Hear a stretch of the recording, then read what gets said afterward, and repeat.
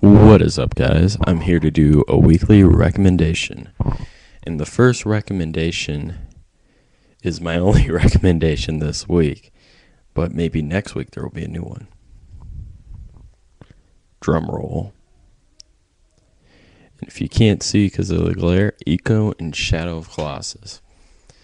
Now, what I like about this particularly is it's pretty heavily story-oriented. And just the whole HD feel, it feels kind of like a new game. It feels like a mix of PS2 bridging onto PS3. I felt like they could have done a little bit better because if you've seen the Halo remastered that's coming out, it looks far more impressive than this, but this still looks pretty dang spectacular. Eco holds up. Some of the graphics still holds up to me, but the thing that doesn't hold up, some of the textures in some places, and just the overall gameplay mechanics. Like, it's a very simple game, but yet very complex if you come to think about it. But my whole gripe with that game is Yorda is freaking annoying. Like, I could see where people love the game for that aspect, but the fact that you'll stand there calling at her for like an hour, like a random chant, "Dope, dope, da," meaning get over here, and she will just stand there and just be like, "No, I'm not going over there. Hell no." And that just pisses me off because when I think I've gotten so accustomed to pretty decent AI. I think we're kind of spoiled these days with good AI, so once you get past that, it's an excellent game. I have maybe one more hour left in it, which is pretty decent. But the game that just blows me away in this collection, like, is Shadow of Colossus.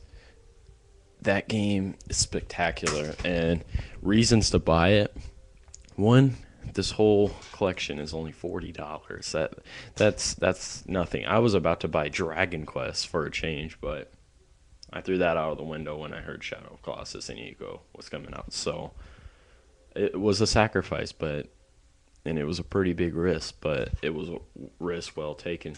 Eco, you don't get a lot of gameplay hours out of it. Maybe like, I'd say 5 to 10, depending on the player you are. If you know what you're doing, sometimes you can even do 4 hours or under 4 hours. There's a trophy on there for beating in 2 hours, so I imagine you could beat it pretty fast. But that being said,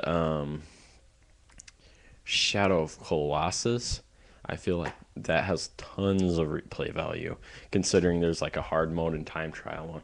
I still have a few more Colossus left, but the overall story, and from what I've heard, like, someone spoiled it for me, but from what I've heard, I'm not going to spoil it for you guys.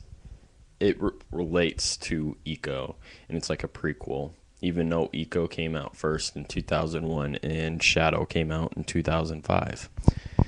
But other than that, spoilers aside, it's an excellent game, and I feel like this is the really modern game, and I feel like God of War copied the scale of the boss battles a little bit, but I feel like they're better executed in this. No offense, God of War, because there is some good boss battles in God of War, but I'm not going to take anything away from that awesome game. But Shadow of Colossus is where I'm spending my time at, and more importantly, I brought back my PS3 back to my dorm because I took it away because I got tired of taking home and back, home and back, home and back.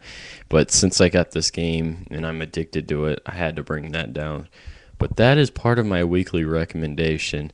And here's this fun little tidbit. If you need a good gaming snack, this is what I usually game on.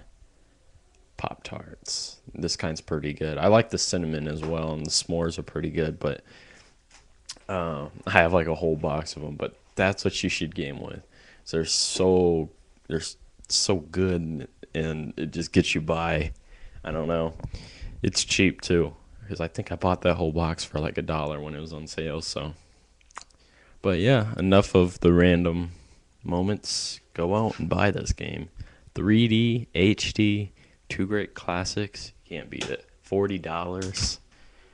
Come on, I know you have a little bit of cash stored underneath your bed, so don't be stingy and pull that cash out now, because I said so. But catch you guys later.